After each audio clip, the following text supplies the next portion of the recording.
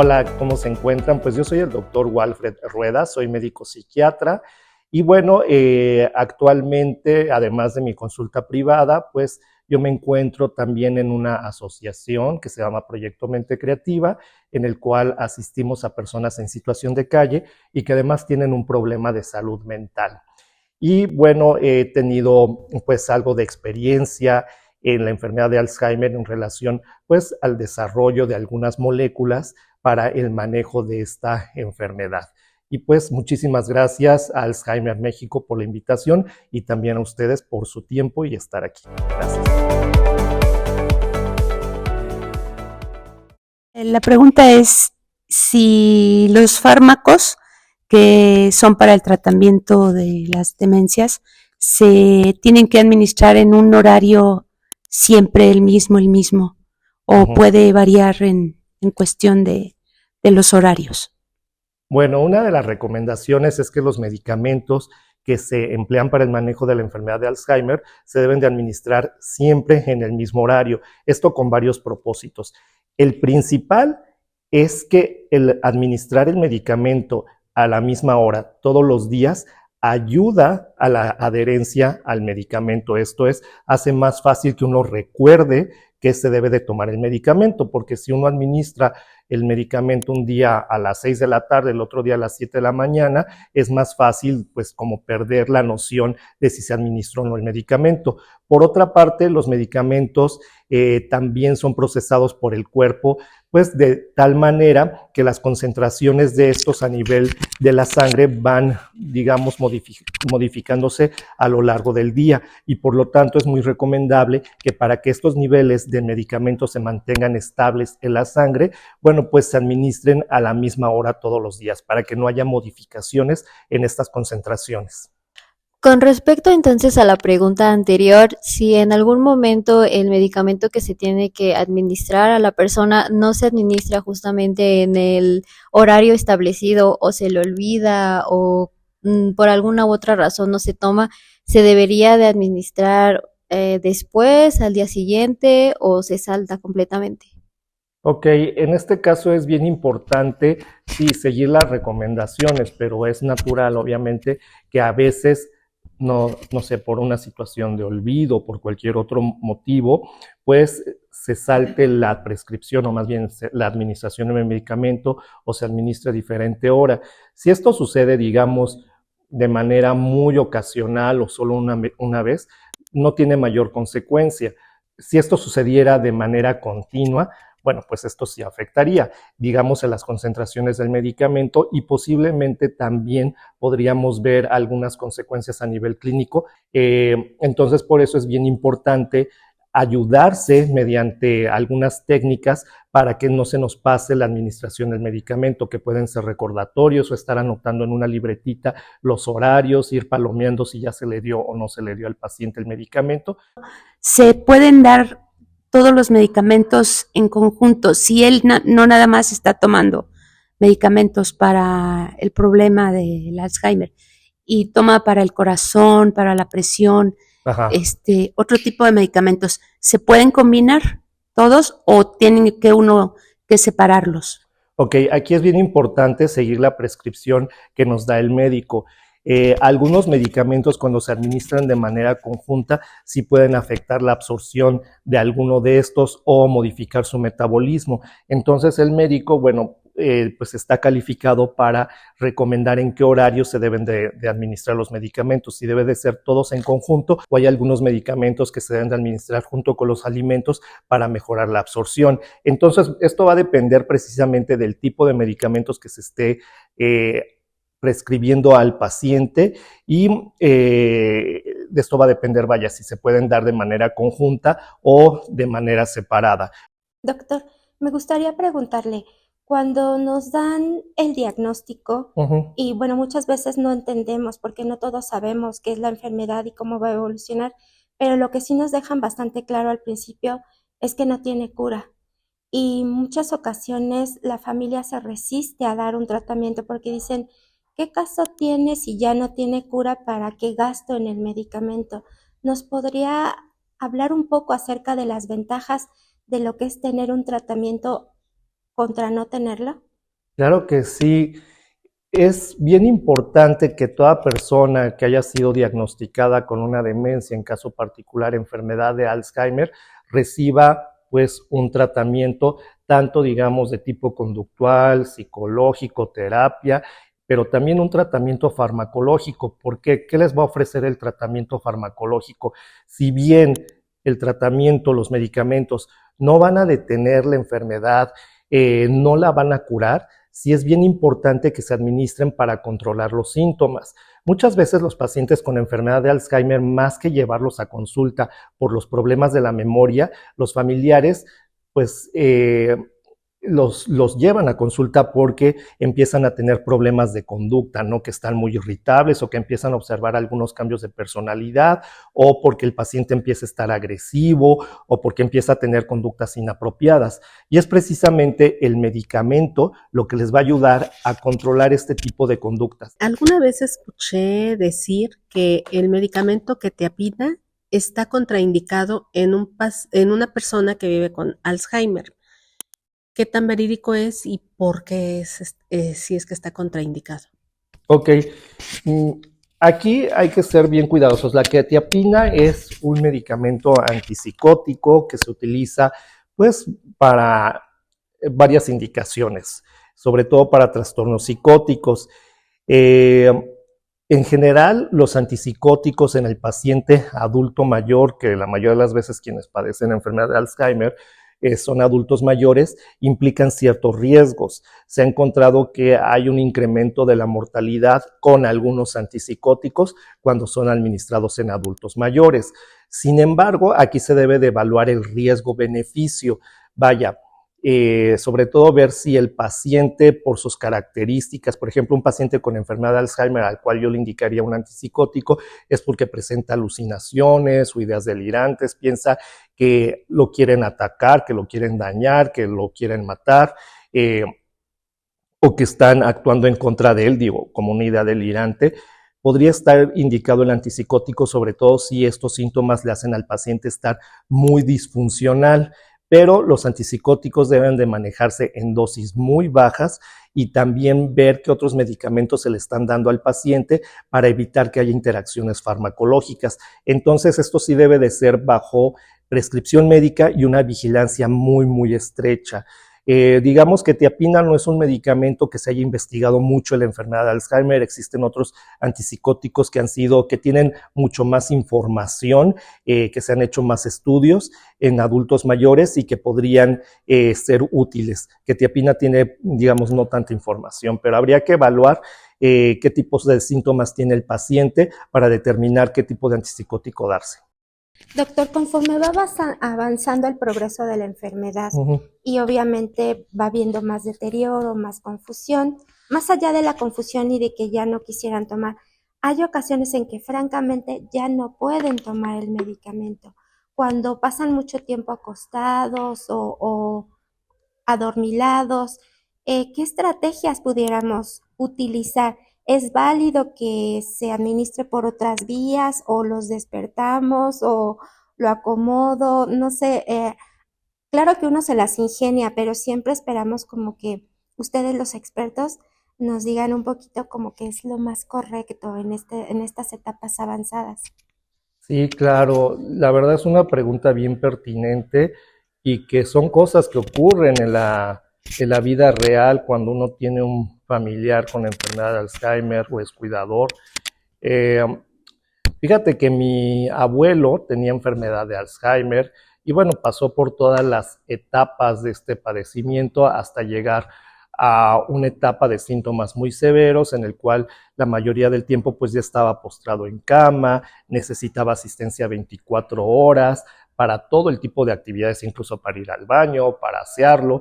Entonces aquí había medicamentos que sí eran muy importantes que tomara porque tenía una condición cardíaca y lo debía de tomar.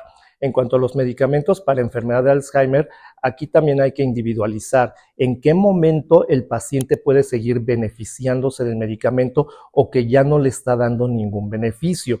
Cuando nosotros notamos que ya no le está agregando ningún beneficio porque los síntomas ya son muy severos, entonces este debe de ser retirado.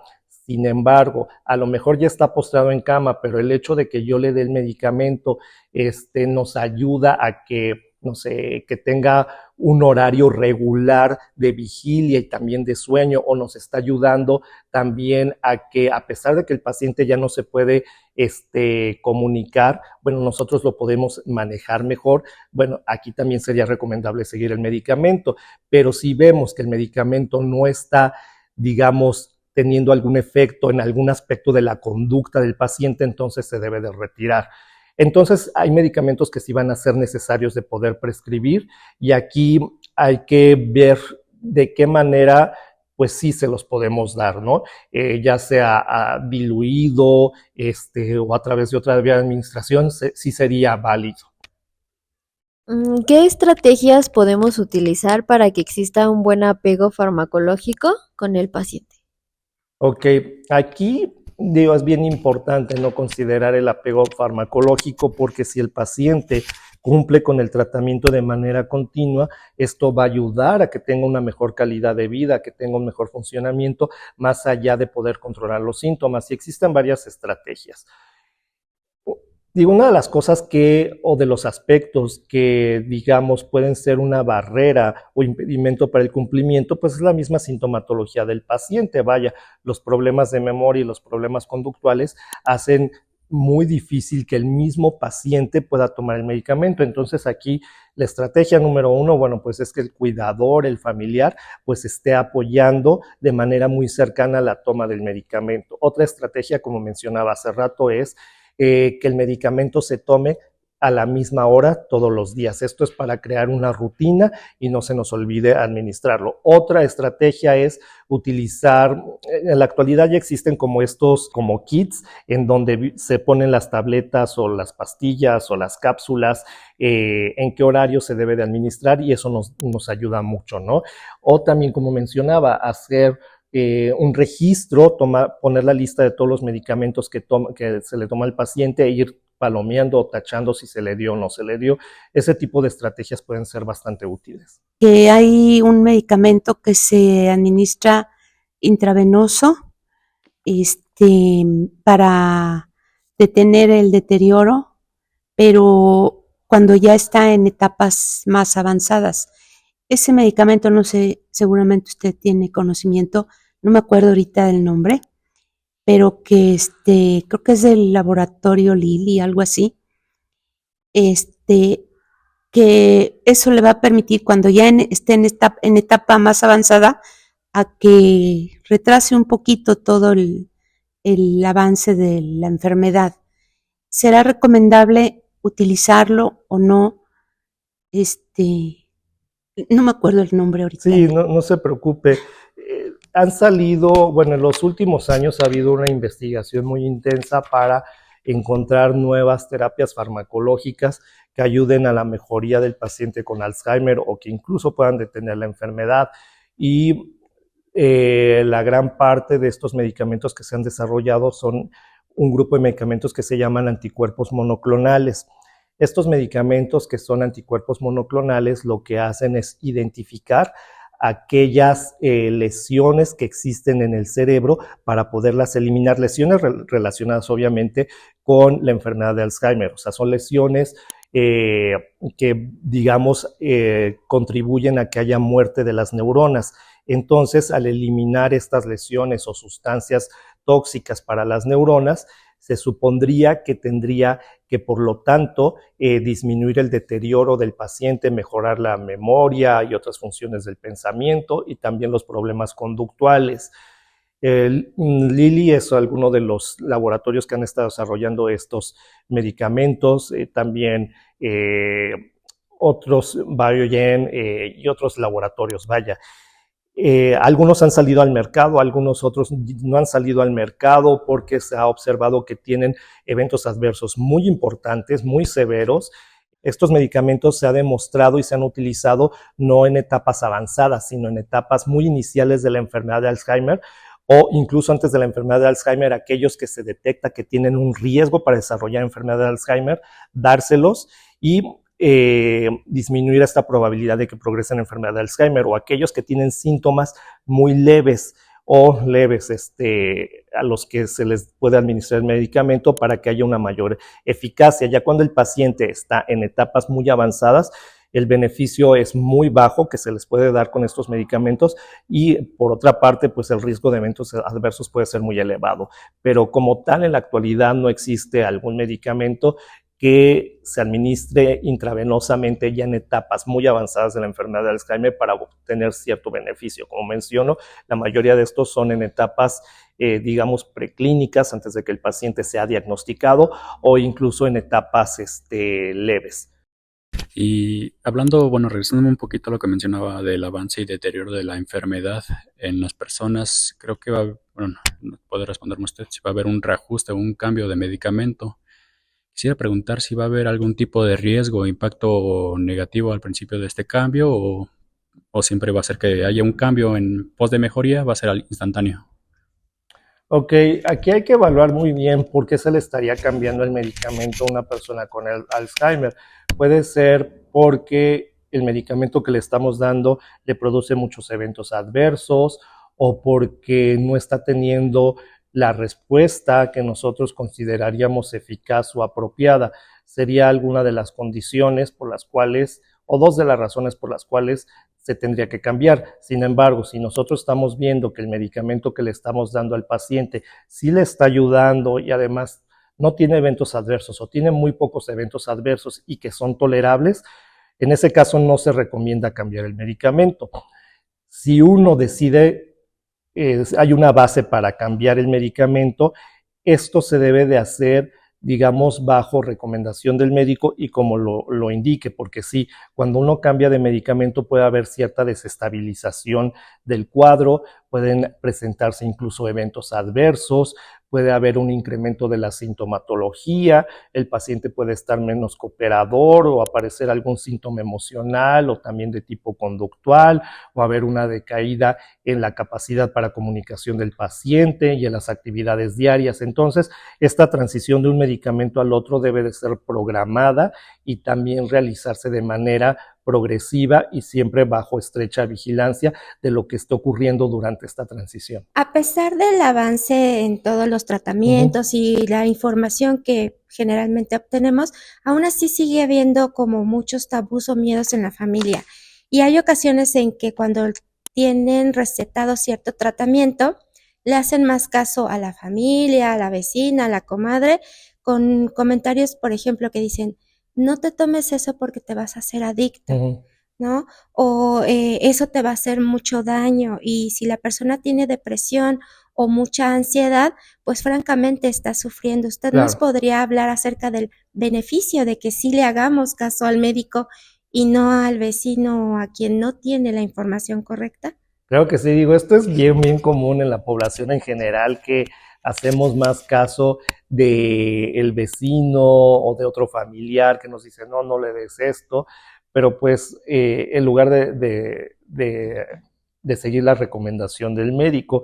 Y esto sucede puede ser porque, bueno, pues al familiar o al vecino lo conocemos de año y tenemos cierta credibilidad sobre ellos, pero el vecino o el familiar no son expertos, no tienen la información basada pues en estudios que se ha hecho sobre los medicamentos y el médico sí.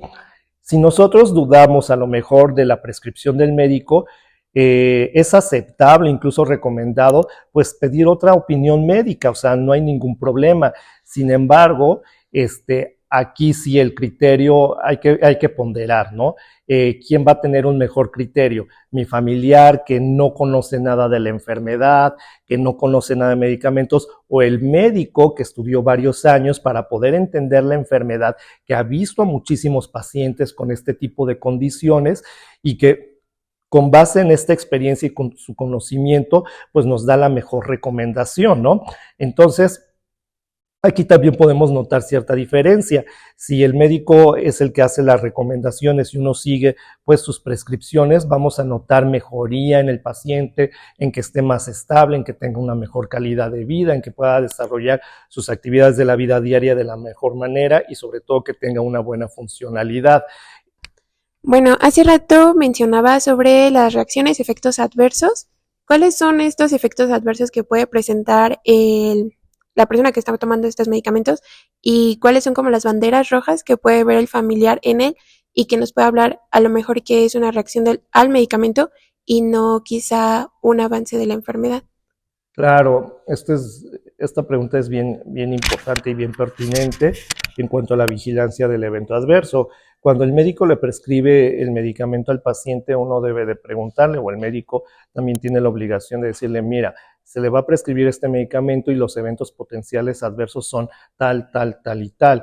Entonces debes de vigilar si se presentan o no se presentan los eventos adversos. En particular para los medicamentos que se prescriben para la enfermedad de Alzheimer, como son los inhibidores de acetilcolinesterasa y también la memantina, en general, la mayoría de los eventos adversos pueden ser de tipo gastrointestinales, náuseas, molestias abdominales, mareo, o la memantina, que se relaciona mucho con cierta somnolencia, cierta sedación. Es lo que uno debe de vigilar si se presentan estos eventos adversos, pero sobre todo es bien importante evaluar qué tan severos son y cuánto duran. La mayoría de las veces cuando se presentan estos eventos adversos son leves y desaparecen conforme se continúa el tratamiento. Si estos eventos adversos nosotros notamos que son muy severos, que le impiden al paciente realizar sus actividades diarias, que duran mucho tiempo, que está afectando su funcionalidad, entonces con mayor razón se lo debemos de reportar al médico y esto hace que sea más probable que estos síntomas sean por el medicamento y no por la enfermedad. Y además recordemos que el paciente con enfermedad de Alzheimer posiblemente no nada más tenga enfermedad de Alzheimer, sino que pues tenga otros diagnósticos, ya sea diagnósticos, una cardiopatía, una enfermedad crónica degenerativa, diabetes, y que también los síntomas pueden estar asociados con estas condiciones o con los medicamentos que se les da para estas condiciones. Entonces sí se requiere una evaluación muy estrecha. Pero vaya, como recomendaciones, en el momento que el médico le prescriba un medicamento para enfermedad de Alzheimer, vigilar si se presenta algún evento adverso, cuánto dura el evento adverso, qué tan severo es, si el evento adverso le está dificultando o no realizar sus actividades de la vida diaria, para reportarlo al médico y él ya decida, no sé, si se baja la dosis, si se cambia de medicamento y se suspende, o alguna otra medida, o también vigilar que esto no sea debido a las interacciones farmacológicas, pues con otros fármacos para distintas enfermedades.